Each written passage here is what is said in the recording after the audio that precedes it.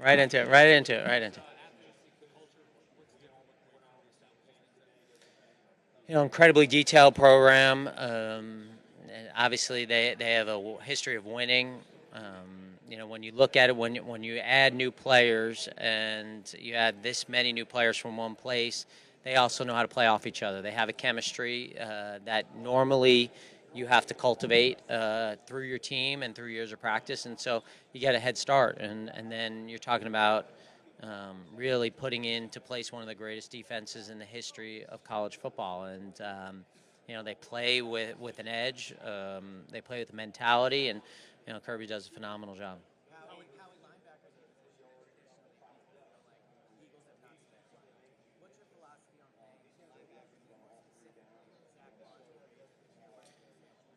Everything really is player dependent. When we talk about situations, it depends on the quality of play of the player, the person that we're talking about, and so you don't want to make any exceptions. Obviously, you have to have a vision of how you want your team to look.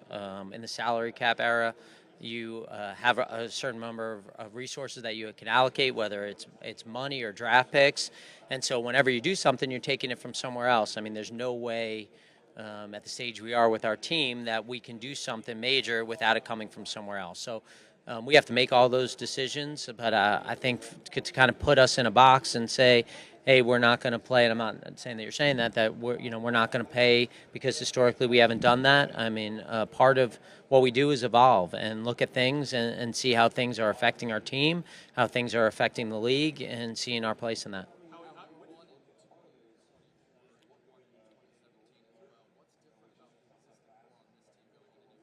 The existing. What's the difference in the existing? Core. Well, I could talk about this team, not going back to 2017. We have a lot of guys who I think are in the prime of their careers under long-term contracts. Not saying that team didn't, who are kind of in this 26, 27, 28-year-old range. And so, really, we have to do whatever we can to make sure that we keep this window open for as long as possible.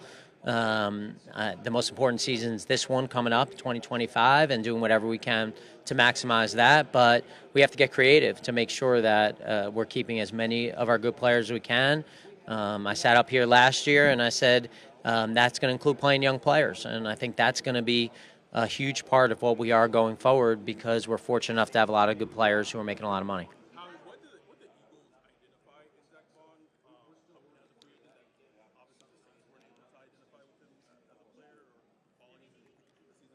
Well, I don't really think that's fair to say about the Saints. Obviously we're playing in a different system. They did a great job, but they traded up in the draft to go select him in the third round. He was a player that everyone did a lot of work on coming out of Wisconsin. You knew what kind of tools he had in his body. You knew what intangibles he had, and he was looking for an opportunity to play. And we kind of when you bring in a new defense coordinator like we did with Vic and looking at some of the guys that he had success with and seeing some parallels there. And then you got to give a tremendous amount of credit to Zach and the work that he did playing a new position for the first time in the NFL. Our coaching staff, making sure he was put in a great position to make plays. And, obviously really proud of all those people.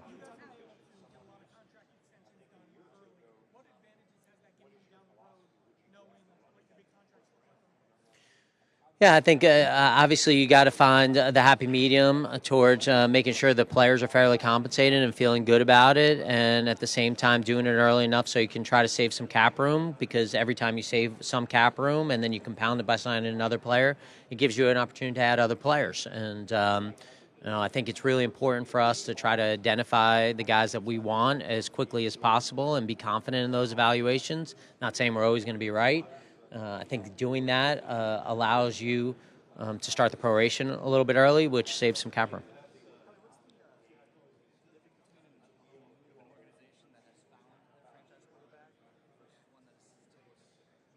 What's the difference?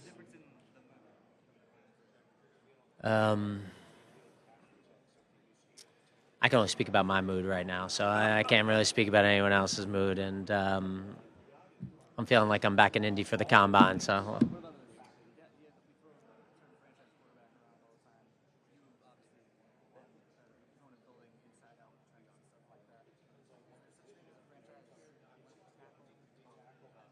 No doubt. I mean, I think when you're talking about difference-making players at any position, I would put them in franchise-making mode. When you have guys who make a huge difference at whatever position they are, those guys are franchise-changing players for you.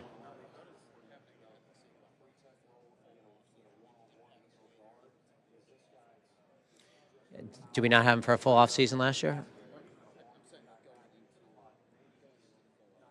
Are you talking about last year? Or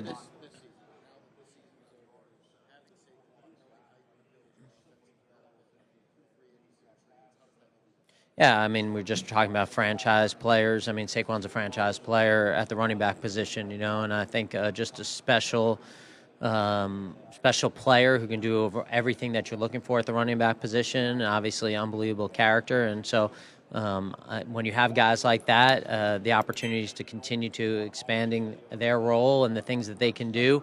I know Nick and Kevin, our coaching staff, are talking about that all the time.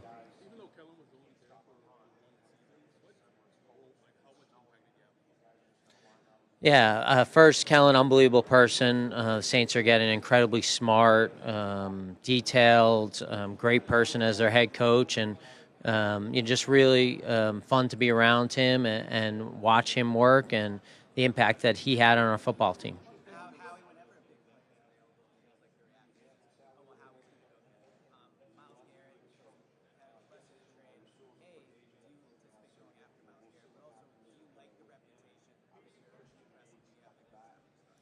Yeah. How many years have you been doing this?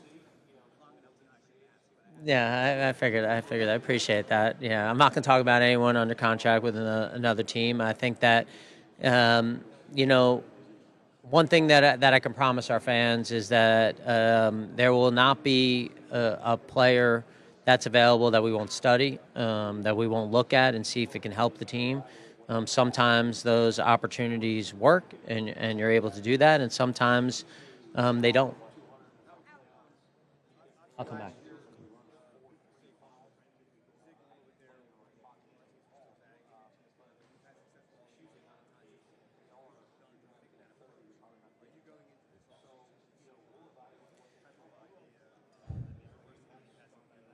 Yeah, I think you're always trying to find competitive advantages. That's something that we're always looking for. I think that you also have to look at the strengths of the class in free agency and the draft and see what the opportunities really are.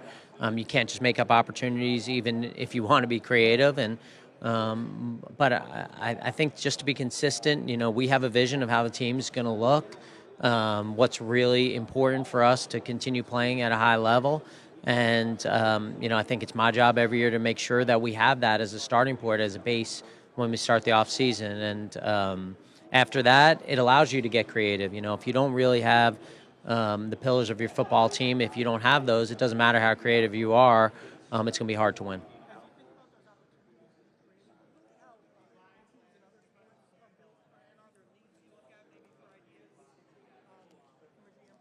Yeah, I think it's always important to talk to people who've had success in sports, in other industries, to see if there's creative ways that you can compete, that you can find ways to compete. And I think I'm always trying to pick the brains of people smarter than I, which is a low bar. But yeah, I think you're always looking at other sports and how they're doing it, and trying to find creative ways. And some of the things that we've done over the last 5 years or 10 years have come out of discussions with teams from other sports and seeing if we can find ways to some practical application of those. I'll get you. Well, I think one, it's the players, it's the quality of the players, it's the talent level of the players, and then it's the intangible qualities of the players, and then it's having phenomenal teachers. And we've been fortunate with Coach Stoutland to have him in place for a long period of time. And from my perspective, I know that whoever we bring in, we're going to get the most out of their talent, and I think that that's really, like, we have that with a lot of our position coaches and our assistant coaches, but obviously Stout's been doing it for a long time, and as we talk about the offensive line, there's no one better in the world at it.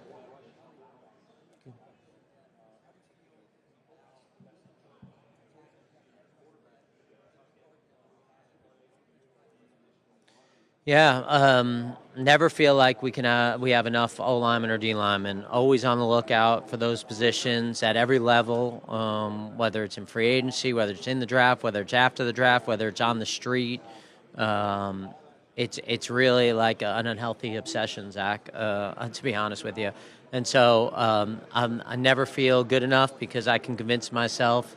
I can go back and watch a game from this year and see that we were down 3 offensive linemen, and then I'm going, well, now we need 8 starters, and so it's the same with the D line. I think that those are incredibly important positions, and you can never have enough of them. Morrow and Yeah, very, very impressed by what they showed in their play time. Obviously, didn't play a tremendous amount. They're young players who have really the tools in their body to be really good players, and expect to jump from both those guys. Hi, I'm doing good, thank you. How are you?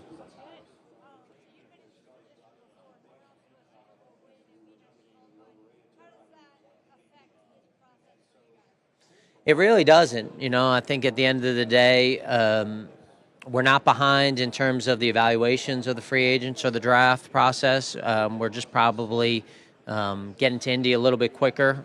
We've kind of set up our meetings in the past few years so that we do a lot of them after the combine so we can get more information. So I think it's really no different than last offseason when we were coming off a disappointing year. We have a vision of what we want to accomplish here. That doesn't always work according to plan, so we have backup plans to that. And we'll go out and try to execute the best we can and make the best possible decisions that we can. We've got time for 2 more.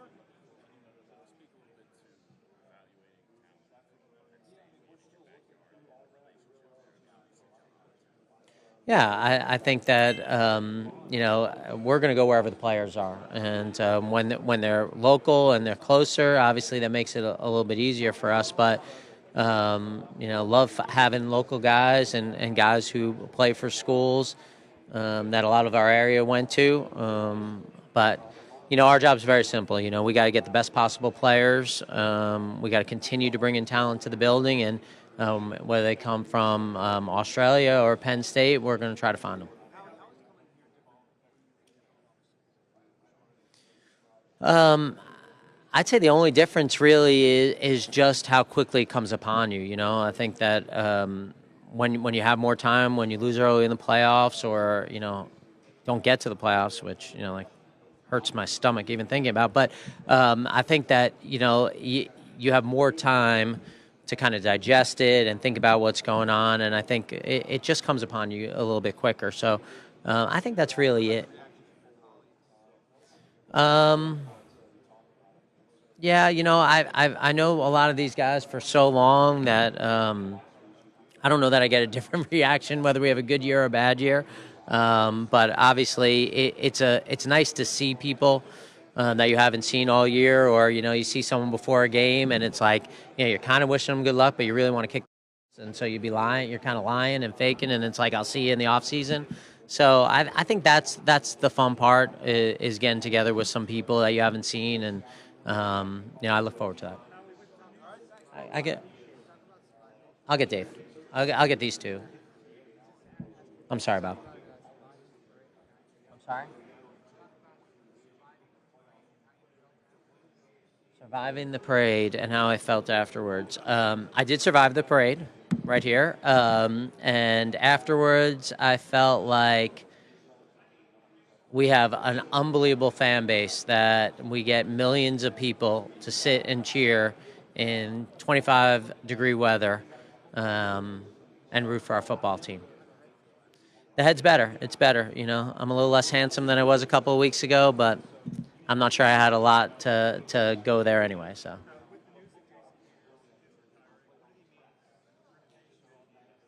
is that out? What's that? John just okay. Man, great player. That trade that we made. I was the personnel director at the time. The guy is just a freak of all freaks. They called him the franchise for a reason. You felt every Sunday going into a game that you had no worries, no matter who the pass rusher was. Elite athlete, elite teammate, world champion. In my mind, no doubt, first ballot Hall of Famer. Just incredible career, and one of the many players that I don't think I'd be standing up here if it wasn't for the success of guys like that. So, just really thankful for Jason Peters.